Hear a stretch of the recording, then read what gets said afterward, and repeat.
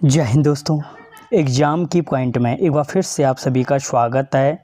दोस्तों, आज के इस वीडियो में हम कोशिका विभाजन के अर्धसूत्री विभाजन या मियोसिस की जो प्रोसेस होती है उसको जितने भी मोस्ट इम्पॉर्टेंट एमसीक्यू हैं इसमें कवर करेंगे। इससे पहले हम कोशिका चक्र और समसूत्री विभाजन को कवर कर चुके हैं। अगर आपने नहीं देखा तो इस वीडियो के डिस्क्रिप्शन में आपको लिंक मिल जाएगा। तो देखते हैं आज का पहला क्वेश्चन, अर्धसूत्री विभाजन की खोज किसने की थी। दोस्तों, जो अर्धसूत्री विभाजन है, अर्धसूत्री विभाजन की खोज किसने की थी? बीजमैन के द्वारा की गई थी। किसके द्वारा अर्धसूत्री विभाजन की खोज की गई थी? तो जो अर्धसूत्री विभाजन है उसकी खोज की थी किसने? बीजमैन ने की थी। अगर मैं यहीं पे एक चीज़ तुम्हें बताऊं कि जो कोशिका विभाजन था, कोशिका विभाजन को सर्वप्रथम बिरचाउ ने देखा था। जो वाल्टर फ्लेमिंग था, वाल्टर फ्लेमिंग ने क्या किया था? समसूत्री विभाजन की खोज की थी। किसकी? समसूत्री विभाजन की खोज की थी। अब यहाँ पे एक चीज़ याद रखना, अर्धसूत्री विभाजन की खोज बीजमैन ने की थी, लेकिन जो अर्धसूत्री शब्द है वो अर्धसूत्री जो शब्द है फॉर्मर और मूरे ने दिया था। किसने? फॉर्मर और मूरे ने दिया था। फॉर्मर और मूरे ने क्या दिया था? ये अर्धसूत्री शब्द दिया था। दो अलग अलग क्वेश्चन है। अगला क्वेश्चन, अनुलेखन की क्रिया अर्धसूत्री विभाजन फर्स्ट की कौन सी प्रावस्था में होती है? दोस्तों, जो अनुलेखन की क्रिया है, अनुलेखन की जो क्रिया होती है वो अर्धसूत्री विभाजन फर्स्ट की कौन सी प्रावस्था में होती है? तो वो होती है आपके डिप्लोटिन प्रावस्था में होती है। किसमें? डिप्लोटिन प्रावस्था में होती है। और दोस्तों, यहाँ पे एक चीज़ याद रखना, जो डिप्लोटिन प्रावस्था है, लैम्ब्रुस गुणसूत्र का अगर पूछा, मोस्ट इंपॉर्टेंट क्वेश्चन है कि लैम्ब्रुस गुणसूत्र किस अवस्था में दिखाई देता है? तो इसी डिप्लोटिन अवस्था में देखने को मिलता है। कौन सा? लैम्ब्रुस गुणसूत्र भी देखने को मिलता है। अगला क्वेश्चन, प्रयोगशाला में समसूत्री विभाजन का अध्ययन करने के लिए सबसे उत्तम पदार्थ है। प्रयोगशाला में जो समसूत्री विभाजन का अध्ययन करने के लिए सबसे उत्तम पदार्थ है वो कौन सी है? तो यहाँ पे पराग कोश है, या अगर यहाँ पे क्या होगी, सिंपल तरीके से जो पुष्पकली होगी, अगर पुष्पकली होगी तो वो क्या होगा? सही आंसर होगा। पुष्पकली का प्रयोग किया जाता है, जो मूल शीर्ष का प्रयोग किया जाता है वो समसूत्री विभाजन के अध्ययन में किया जाता है। किसके? समसूत्री विभाजन के अध्ययन में किया जाता है। अगला क्वेश्चन, अर्धसूत्री विभाजन प्रथम की अवस्था नहीं है। दोस्तों, जो याद रखना, जो अर्धसूत्री विभाजन है वो दो प्रावस्थाओं में होती है। एक होती है अर्धसूत्री अवस्था फर्स्ट और एक होती है अर्धसूत्री अवस्था सेकंड। दोस्तों, जो अर्धसूत्री अवस्था क्या होती है?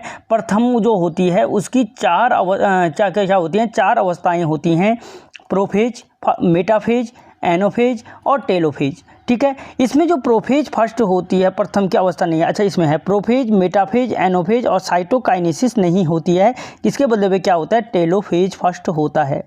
क्या होता है? टेलोफेज फर्स्ट होता है। अगला क्वेश्चन, अर्धसूत्री विभाजन की सबसे लंबी अवस्था है। दोस्तों, जो अर्धसूत्री विभाजन है, अर्धसूत्री विभाजन की सबसे लंबी अवस्था कौन सी है? तो प्रोफेज फर्स्ट है। मैंने कहा अर्धसूत्री विभाजन दो अवस्थाओं में होता है, अर्धसूत्री विभाजन फर्स्ट और सेकंड में। जो प्रथम अर्धसूत्री विभाजन होता है उसको चार भागों में बांटा गया है, प्रोफेज, मेटाफेज, एनोफेज और टेलोफेज फर्स्ट में। तो जो अर्धसूत्री विभाजन की प्रोफेज फर्स्ट है वो क्या होती है? सबसे लंबी अवस्था होती है। और इस प्रोफेज फर्स्ट को, नीचे क्वेश्चन है, प्रोफेज फर्स्ट क्या होती है? सबसे लंबी अवस्था होती है। अगला क्वेश्चन, प्रोफेज फर्स्ट प्रथम को कितने भागों में बांटा गया है? इसमें से जो प्रोफेज फर्स्ट है इसको बांटा गया है 5 भागों में बांटा गया है। कितने भागों में बांटा गया है? 5। कौन कौन से? पहली चीज़ याद रखो, लेप्टोटीन। दूसरी जो होती है जाइगोटीन। तीसरी जो होती है पैकेटीन। चौथी जो होती है डिप्लोटीन। और पांचवी जो होती है डाइकाइनेसिस होती है। ठीक है, तो यानी जो प्रोफेज फर्स्ट अर्धसूत्री विभाजन की सबसे लंबी अवस्था प्रोफेज फर्स्ट होती है। इसको 5 भागों में बांटा गया है। क्या बांटा? लेप्टोटीन, जाइगोटीन, पैकेटीन, डिप्लोटीन और डाइकाइनेसिस में बांटा गया है। किसमें? डाइकाइनेसिस में बांटा गया है। ठीक है, अगला क्वेश्चन,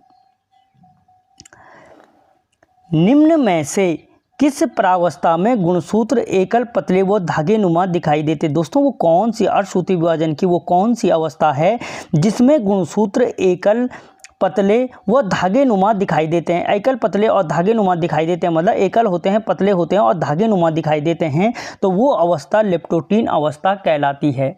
ठीक है, और गुणसूत्रों का संघनन इसी अवस्था में होता है। गुणसूत्रों की संख्या द्विगुणित इसी अवस्था में होती है। अगला क्वेश्चन, निम्न में से किस अवस्था में लैंप ब्रश गुणसूत्र दिखाई देता है? दोस्तों, जो लैंप ब्रश गुणसूत्र है वो किस अवस्था में दिखाई देता है? इससे पहले मैं इस क्वेश्चन को बता चुका था। तो वो दिखाई देता है जो क्या होता है, लैंप ब्रश गुणसूत्र होता है, वो लैंप ब्रश गुणसूत्र के डिप्लोटीन अवस्था में दिखाई देता है। और यहाँ पे प्रोफेज है तो आंसर ए हो जाएगा, क्योंकि जो डिप्लोटीन अवस्था है वो प्रोफेज की अवस्था है। प्रोफेज फर्स्ट की अवस्था है कौन सी? डिप्लोटीन अवस्था। अगर यहाँ पे लेप्टोटीन, जाइगोटीन, पैकेटीन, डिप्लोटीन इस तरीके से आंसर ऑप्शन दे रखे होंगे तो डिप्लोटीन आंसर होगा, लेकिन अगर ऐसा दे रखा है तो फिर प्रोफेज फर्स्ट होगा, क्योंकि प्रोफेज फर्स्ट की क्या है, ये 5 अवस्थाएँ होती हैं। अगला क्वेश्चन, एक प्राकोष में 1200 परागकण हैं, इसका निर्माण कितनी प्राग मात्र कोशिकाओं से हुआ होगा? क्या बोल रहा है? मैंने कहा कि प्राकोष का अध्ययन अर्धसूत्री विभाजन के अध्ययन के लिए किया जाता है। अब ये बोल रहा है कि 1200 प्राकोष के परागकण क्या हैं, एक कोशिका में है, तो इसका निर्माण कितनी परागकण मात्र कोशिकाओं से हुआ है? तो हमें पता है कि अर्धसूत्री विभाजन में क्या होता है, एक कोशिका से क्या होती है, 4 कोशिकाओं का निर्माण होता है। तो इस 1200 में 4 का भाग दे दो, 4 3 12, 0 0 300, यानी 300 मात्र कोशिकाओं से क्या हुआ होगा, इसका निर्माण हुआ होगा। ठीक है दोस्तों, इससे पहले समसूत्री विभाजन और कोशिका चक्र को समझा चुका हूं। अगर आपने नहीं देखा तो आप चैनल की प्लेलिस्ट में जाकर के देख लो, या आई बटन में आपको इसका लिंक मिल जाएगा। अगला क्वेश्चन, फ्रैगमोप्लास्ट संबंधित है। दोस्तों, जो फ्रैगमोप्लास्ट संबंधित है वो कोशिका द्रव्य के विभाजन से संबंधित है। Option C. क्या फ्रैगमोप्लास्ट किससे संबंधित है? तो कोशिका द्रव्य विभाजन से संबंधित है। अगला क्वेश्चन, यदि युग्मकों का निर्माण न्यूनकारी विभाजन के बाद होता है तो उसे कहा जाता है, वो प्रक्रिया क्या कहलाती है जिसमें युग्मकों का निर्माण न्यूनकारी विभाजन के बाद होता है?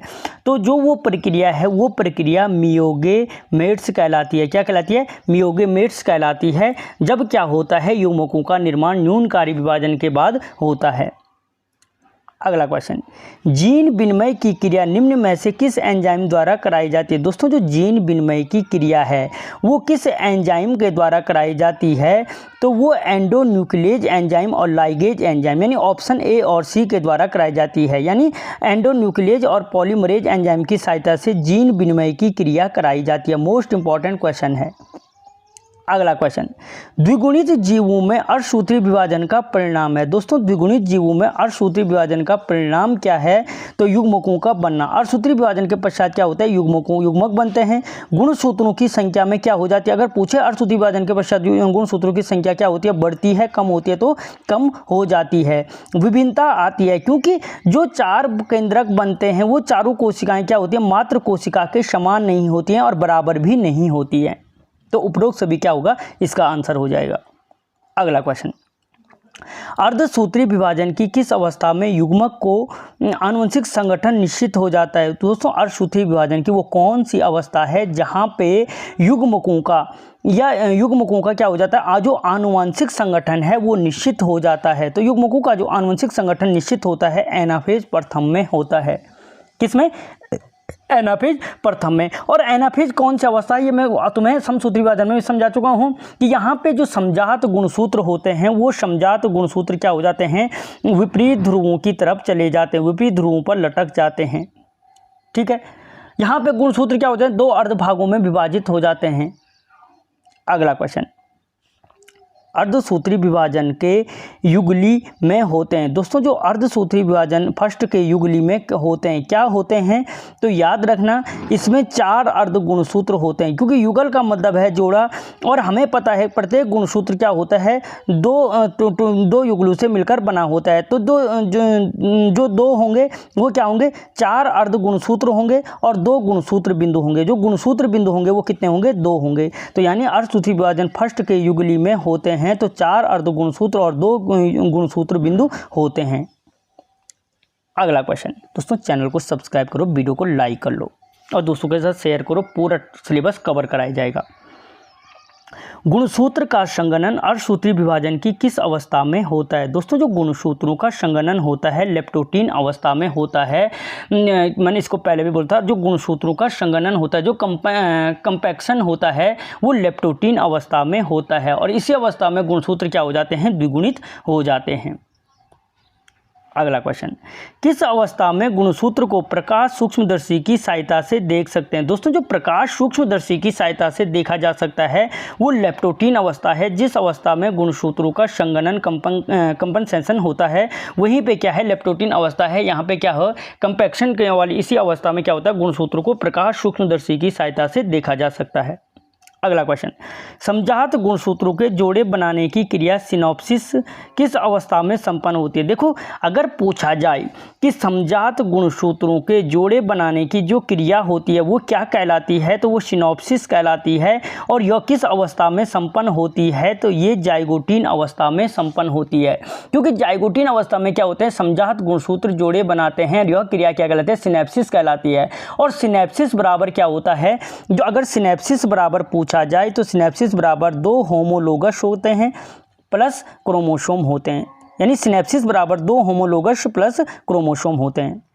अगला क्वेश्चन, क्रॉसिंग ओवर की क्रिया किस अवस्था में संपन्न होती है? दोस्तों जो क्रॉसिंग ओवर की क्रिया संपन्न होती है वो पैकेटीन अवस्था में संपन्न होती है। किस अवस्था में? पैकेटीन अवस्था में क्रॉसिंग ओवर की क्रिया होती है। और हमेशा याद रखना जो क्रॉसिंग ओवर की क्रिया होगी वो नॉनस्टर क्रोमेटिड के मध्य होगी, ठीक है। और प्रत्येक गुणसूत्र क्या होता है? 4 क्रोमेटिड से मिलकर बना होता है।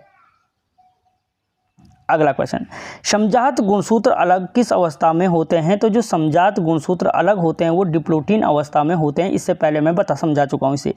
अगला क्वेश्चन, 2 अर्धसूत्री विभाजन के बीच की अवस्था कहलाती है। दोस्तों जो 2 अर्धसूत्री विभाजन के बीच की अवस्था है वो इंटरकाइनेसिस कहलाती है या इंटरकिनेसिस कहलाता है। जबकि मैंने कहा था जो अर्धसूत्री विभाजन होता है अर्धसूत्री फर्स्ट और अर्धसूत्री द्वितीय में होता है।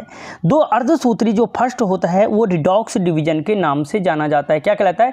रिडॉक्स डिवीजन या हेट्रोट्रॉफिक के नाम से जाना जाता है। जो अर्धसूत्री विभाजन द्वितीय होता है उसे इनवेशनल डिवीजन के नाम से जाना जाता है। ये रिडॉक्स डिवीजन हो गए, ये इनवेशनल डिवीजन हो गए। और इन दोनों के बीच की जो अवस्था होती है ये अवस्था इंटरकाइनेसिस अवस्था कहलाती है। क्या कहलाती है? इंटरकाइनेसिस अवस्था कहलाती है। तो दोस्तों यहाँ पे हमने अर्धसूत्री विभाजन से संबंधित सारे क्वेश्चनों को कवर किया।